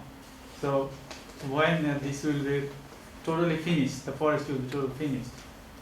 She didn't tell anything about this. Yeah, you know, it's my body with some of these pictures of some of these small Indonesian islands. There's not a tree left. Literally, there's not a tree left. Literally, the island, sizable island, you know, several square, because they have many thousand, or 70,000, or whatever. So some of these small islands, those several square kilometers, just like not a tree left, not a tree left. Right? So nobody lived there, so we just simply went there, you know, cut it all down, took it out. Right? And of course, you know, there is this greatest success. You can see the China reforestation. You know, on paper, there's a huge reforestation in China in the past 20 years, right? But not much to celebrate. as you know why, right? Monocultures, pine, eucalyptus, my God, this is not a forest, right? It's just, you go to this forest, and the breast diameter is this high, right? It is this wide, right? And we have these spindles going, this is like pencils, right? So, and on paper, of course, well, this is the last thing I'll say, we have to say what we talk about. And internationally, this is just absolutely ridiculous. According to FAO, because you define forest, you look at the canopies from the top, right? Okay, which we can now do very nicely with satellite. According to FAO, 10 to 15% covered by trees is forest. My God. I would say this is, as a biologist, I would say this is kind of a good savanna, right? 10 or 15 points, right? So FAO definition 10 or 15. Well, in Europe we are a bit stricter. You got to say 50 to 60, right? Then you got the real forest, 50 to 60, right? But so to ask the question how much forest we have left, it depends what forest we are talking about. If it's 10 to 15, right? Or if it's 50 to 60, or if it's really what we call the closed canopy forest, which is 100, right? So, to me, coming from I grew up in a forest, right? A forested place, so to me forest is coverage at least like 80, right? If the 80% of the ground is not covered by canopies, to me that's not a forest, okay? So I would think even 60 is too, but FAO is happy with 15, 1-5, right? It's unbelievable, right? So then basically everything is a forest, right? Just put a little palm tree somewhere and you got a forest, right? It's laughable, it's just terrible, right? And the countries like it because they can easily say we've reforested now, right? 15% of the ground is covered by forest. Right? So, yeah. What is killing the Chinese biodiversity? Because most of the American companies, they sell seeds and they sell their cultivars to China, and so that's why they are killing the Chinese biodiversity. Maybe now in China, mostly like the problem of monoculture, maybe so genetic modified crops, and so how Chinese government can solve the problems? Like there's a controversy about controversy about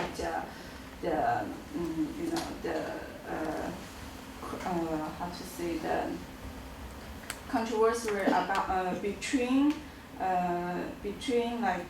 how to feed the population, right. The huge population, and monoculture. So, because we need plants, we need crops to feed the population, right. But we don't want our crops just one crop was.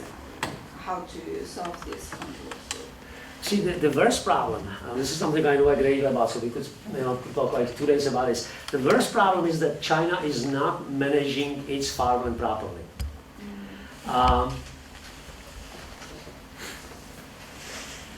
Every year, there is about 50 to 80,000 local protests in China by people.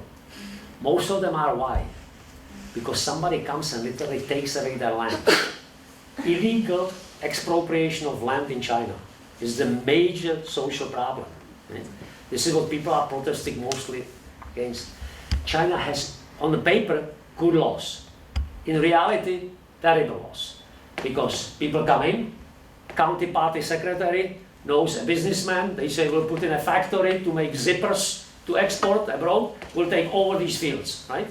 And they take over these fields and that's the end of the story. People have no say, right? As a result, China has been losing farmland like crazy. China has been losing every year on the order about 500,000 hectares of farmland. Just unbelievable, right? Just unbelievable, right? China has about 100, see, fortunately, China has more land than it said before it has. This is a long story. Up to year 2000, China officially was claiming it has only 100 million hectares of land. Actually, by 1999, it says we are down to 95 million hectares. Right? We always knew it's wrong. I wrote a series of papers long before we had studies, and we knew by 1995, we knew that China has at least 140 million hectares. Right? But they were always saying to FAO, open the Food and Agriculture yearbook, they're saying 100 million, 95 million. Right? Only in 2001, they finally changed and they admitted Oh yes, we have more. Because if you would take 95 million hectares and divide by Chinese population at that point, they would have less arable land than Bangladesh at that point. Right? So fortunately, we knew it, and Chinese admit they have more arable land. So right now, the official figures are about 130 million hectares. Right? To it, you should add actually the aquaculture land, because China has the largest freshwater aquaculture in the world, right? All this carp and all these things, right? And that's a good food, right? Lots of protein. So you add it up. So China probably has about 140 million hectares of land which produces food, right? 130 million fields and 10 million. But the problem is that so much of that land has been disappearing every year.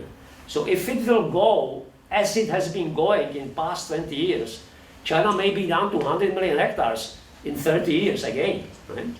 So this is the real problem. But the temptation is too great, because you have these rice fields, and what's the economic return on selling 5 tons of rice? You build a factory there, right? And you are making fortunes. So some of the best Chinese land, because these factories are not built on the top of the mountain somewhere. They are taking over the suburban flat land, the best farming land. So if you would look the amount of land converted in Guangdong, especially in Guangdong, in Zhejiang, and in Jiangsu, to these factories, it's just absolutely god-awful, really. Because there is only that land is there for once. You cannot replace it, whatever. And once it's converted into these factories and parking lots and highways, right? And that's, of course, even a better example, right? China has decided to build a larger system of long-distance highways than the United States. United States has more farmland than anybody else. They don't know what to do with it, okay? So if you build 60,000 kilometers of interstate highways, who cares, right? If you build the same system in China, you know how much rice land you are taking over. That's the main problem, right? The wrong policies, right? Instead of, in a country like that, right, to pushing a mass car system with 6-lane highways, right? It's just totally crazy. So, because of these policies, and because of this rapid industrialization and this illegal takeover of farmland, China may be back to the point in a few decades that it will have less arable land than Bangladesh. Right? I keep telling these people, because people always think Bangladesh is the ultimate case, right, in farming. I said, no, China will be there in about 30 years. Right? China actually was there in 95, but it wasn't true, right? China may be there. So this is the basic problem. There are so many laws I can't even tell you. In 80s, in 95, 2000, always these laws, Absolutely no farmland should be converted to this, right? And yet next year they convert another 500,000 hectares, right? These laws are totally disregarded, right? And you cannot blame anybody else but the Chinese for it. Okay? There's nothing to do with foreigners, just the Chinese just converting it because there's an economic opportunity is too large, right? And the people who are suffering worse are the farmers whose land was taken away from them, right? And they don't get a penny for it. They get no money for it. They just simply take the land away. This is the main reason why these villages simply, sometimes the whole village says, enough, right? Enough. Like barricade themselves in the whole village. You know these stories, right? 80,000 a year like that, okay? This is the main problem in China, right? Main problem. Taking land away, and these people are left with nothing, right? They take their land away, that's it. Right? Oh, well, they will be able to work in the factory then, maybe, right? So, in your opinion, Chinese government should stop right away to stop? Should enforce the laws which it put in. There are laws on these laws are there. They say no, just be very careful. There's just no public hearing as to whether they just simply come and take that land away, right? Because it's taking away the future capacity of China to feed itself. Right? See, because China is too big to import food. Japan is okay. Japan is a rich country still, and they import 60% of their food, but it's 128 million people. Okay, imagine importing 60% of food for 1.4 billion people, right? There is not enough food in the global system to do it, right? So if China will not be able to feed itself, it will not be able to feed itself, because it will not be able to import that much food from abroad. It's a very simple thing. I keep telling it to Chinese all the time, right? And they say, oh, well, we have the laws, it's getting better now. It's not getting better. It's getting a little better, but still, you know. Still, you look at these satellite, you know, you look at these satellite image, you can see every year there is more land disappearing there, right? And they are aware of it, you know. If they wouldn't be aware of it, they wouldn't have these laws saying, you know, absolutely forbidden, right? You know? But, Here's another problem in China is like Chinese farmers are growing American companies' seeds, and those seeds, those crops may be genetic modified crops, and they grow better, and the farmer can get more benefits from those seeds. And why they grow their own? Well, that's the decision of the government. You see, Chinese government, as restrictive as it is in some ways, in other ways it's just totally permissible. Indians don't do it, right? Indians decided not to take Monsanto into the country and do what Monsanto wants. Okay? China is much more anti-American than India, but China decided to let Monsanto in. That depends on the country, right? You know, there are countries, France wouldn't let Monsanto in whatsoever, right? And that's a friendly ally, you know, Western country. But you know, in Europe, American, you know, modified companies are just like, oh my God, you know, I mean, just like total evil, right? You know, so the whole Western Europe is against it, right? You know, and so they wouldn't, American companies wouldn't even dream to try to go into Europe because this is a total non-starter, right? You know, genetically modified crops in Europe, it's like crime against humanity, right? And same it is in India, right? Okay, India is even suing. India is even going to court about the basmati rice, right? You know, and so on. But you know, China decided. Don't ask me why the Communist Party, in its eternal wisdom, decided to let the GM crops in. They just decided they like that, right? You know, so that's the way it is. So you see, they are destroying the farmland. They let that happen, right? But they are letting in the GM crops. I mean, really, right? You know, this is. Well, that's fine. But you see, that doesn't matter because public opinion doesn't matter in China, right? You know, the party does what party wants, right? You know, that's a basic problem. In India, public opinion matters, you know, because Indians say, you know, India is a vibrant democracy where when people don't like something, they don't like it, right? And you better beware, really, right? You know, I mean, you can get away with something in India, but not with everything, really, right? You know. But I read a book written by an Indian writer, and she said that. Banana Shiva, probably, right? Like the American seed company. Don't believe everything which Banana Shiva writes, right? You know. Anyway, sorry, what she said? She said like an American seed company are invading India, so kind of they have the same problems in India too, but. Well, you see, okay, that we could be here 3 more days. We could debate the merit of genetically modified crops. Okay, look. Fundamentally speaking, there is nothing wrong about them, right? Because what's wrong with them? Every crop we grow is genetically modified. Huh? What I was talking about, this shifting of that harvest index, that's some genetic modification, right? Imagine that. I mean, you have a wheat like that, now you have a wheat like this, right? That's some genetic, except it took us a long time. It's an old-fashioned way, right? Now we just simply take a little Bacillus thuringiensis and insert it a little bit, and it's done like overnight, so to speak, right? But you know, actually, you know, some of them are really good. Glyphosate is not a bad pesticide because it's what? Biodegradable, really, right? So I'd rather have GM crop with biodegradable glyphosate than having, you know, 10 kilo of atrazine dumped on that, really. Because atrazine will stay in your well water for next, whatever, 6 years or 6 months or whatever, really, right? So, I mean, it's not bad. What's bad about it is that, you know, to me, what's bad about it is the stupid seed ownership, right? You know, that you cannot save the seed and plant it next year, or, you know, basically, you know, you are buying the whole package from the company. You are, you know, so that's the process itself, genetically modify even by, you know, whatever, that's not a problem for me as a scientist. Problem for me is this package, right? You know, that, you know, even there was a famous case in Saskatchewan that this farmer absolutely refused to plant this genetically modified rapeseed, which everybody is planting, you know, for oilseed, right? And he claimed, then Monsanto came and they said, oh, your field has this genetic. He said, no, they just blew in these seeds. I didn't buy it, whatever, right? It was it went all the way to the Supreme Court of Canada because he said, no, I just simply, right? And they said, no, it couldn't blow over, it could be, you know. It took years and years and years, you know, and he lost them actually, you know, because they have all these expert witnesses and whatever. They said, no, you had to steal some of these seeds. It was impossible that it blew over from the neighboring field or whatever. I don't like that really, you know. So imagine the company goes after that one farmer really. I don't like that really. So I just don't like this as a kind of, you know, as a social behavior, this thing.